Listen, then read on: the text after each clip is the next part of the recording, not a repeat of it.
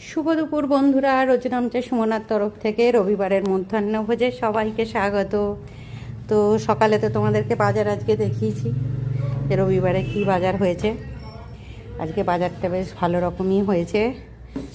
তো চলো সেই বাজার গুছিয়ে সব কিছু করে আজকে কি রান্না করলাম তোমাদের দেখিয়ে দিই। এই যেখানে ভাত করে নিয়েছি, একদম গরম ভাত। এখানে ওলটা সেদ্ধ করে রেখেছি, এটাকে নুন, সর্ষের তেল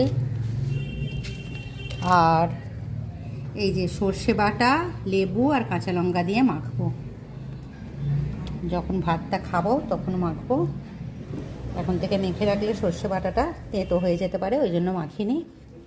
আর এখানে করে নিয়েছি আলু আর রাঙালু, চাকা চাকা করে ভেজেছি। এটা ছোট ছেলের জন্য, কারণ করেছি হচ্ছে ডাল, পেঁয়াজ দিয়ে ডাল করেছি, মসুর ডাল। আর এখানে আছে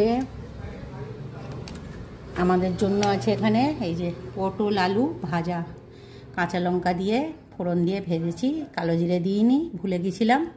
কালো জিরে দিলে আরও ভালো লাগে খেতে। তো এই পটল আলুটা ভাজা করেছি ডালের সাথে খাওয়ার জন্য। আর এখানে আছে একটু ইলিশ মাছের তেল, এটা ভেজে রেখেছি। আর আজকে করেছি এই যে আজকে শোস্টপারি বলতে পারো। তো এই যে ভাপা ইলিশ, আমি ভাপিয়ে ইলিশটাকে একদম ডিশেতে ঢেলে রেখেছি যাতে খেতে দেওয়ার সময় সুবিধে হয়, কারণ এমনি দেরি হয়ে যায়। আর টিফিন থেকে খুলে এইভাবে ঢেলে রেখেছি।